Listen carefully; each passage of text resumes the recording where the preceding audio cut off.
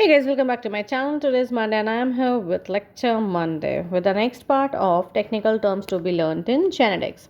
Starting with the first one, that is microtubule. So these are, नाम से पता चल रहा है ट्यूब लाइक कुछ फ्रैगमेंट्स होते होंगे, ट्यूब्यूलिन से बने हुए होते हैं, ये सेलुलर स्ट्रक्चर की तरह प्रेजेंट रहते हैं. So, the hollow tube-like fragments formed by precisely arranged tubulin molecules present as constituents of many cellular structures, example centriole, flagella, spindle fiber, etc. इन सब का एक पार्ट की तरह ये रहते हैं. Next is mitochondria. सबको पता है माइटोकॉन्ड्रिया क्या होता है. एनर्जी बॉक्स है. एनर्जी कहाँ प्रोड्यूस होता है, एटीपी कहाँ बनता है, तो माइटोकॉन्ड्रिया में बनता है. Now this is a double membraned organelle. ठीक है, तो ये एक इंपॉर्टेंट क्वेश्चन होता है कि सेल ऑर्गेनल्स में से कौन कौन से सिंगल मेम्ब्रेन है, कौन कौन से डबल मेम्ब्रेन है. तो माइटोकॉन्ड्रिया क्या है, डबल मेम्ब्रेन है. न्यूक्लियाई क्या, न्यूक्लियस क्या होता है, वो भी डबल मेम्ब्रेन होता है. Now the cytoplasmic organelle enclosed by two concentric membrane. The inner membrane जो होता है वो इनफोल्ड्स बना के, उसका कैरेक्टरिस्टिक क्या है कि वो इनफोल्ड्स बनाता है, जिसको हम लोग क्रिस्टे बोलते हैं. That is concern with the oxidative photophosphorylation and production of ATP. These contain DNA and participates in cytoplasmic inheritance. Okay, DNA कहाँ कहाँ प्रेजेंट होता है अदर देन दी हमारा जीनोमिक डीएनए, उसके अलावा साइटोप्लाज्म में और माइटोकॉन्ड्रिया में, इन्हीं दो में होता है. This is also an important question.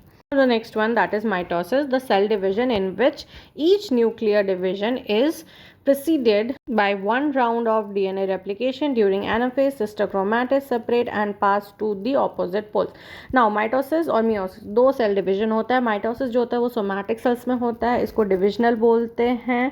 और तुम्हारा जो मियोसिस होता है उसको रिडक्शनल बोलते हैं. माइटोसिस बेसिकली क्या है, रिपेयर के लिए, सेल का नंबर बढ़ाने के लिए. इसमें जो 2n होता है, जैसे हम लोग कहते हैं कि हाँ ह्यूमन डिप्लॉयड है, तो एक सेल को लेकर अगर उसको हम माइटोसिस में ले जाएंगे तो वो 2n ही रहेगा, 2n से n नहीं होगा. 2n से n कब होता है, मेयोसिस में होता है. Now next one is modifying gene, a gene that increases the phenotypic expression of a major gene. Usually several modifying genes act in an addition manner and generate a continuous variation in an otherwise qualitative trait. तो basically यहाँ पे क्या हो रहा है, for example gene A, B और C है. ठीक है, तो जीन ए का काम है कलर का एक्सप्रेशन, रेड कलर. तो जब वो ए रहता है तो मीडियम रेड कलर रहेगा, जब ए बी रहेगा तो डार्क रेड रहेगा. वही ए बी सी तीनों रहेगा तो कलर और भी ज़्यादा डार्क हो, या फिर ये ऑपोजिट साइड भी हो सकता है, लाइट भी होते जा सकता है. तो क्या हो रहा है, कलर किसकी वजह से, ए की वजह से, लेकिन वो कम ज़्यादा किसकी वजह से हो रहा है, बी और सी की वजह से हो रहा है. तो वो उसका फिनोटाइपिक एक्सप्रेशन को इन्हांस कर रहा है या फिर इफेक्ट कर रहा है, मॉडिफाई कर रहा है. So B and C are the modifying jeans.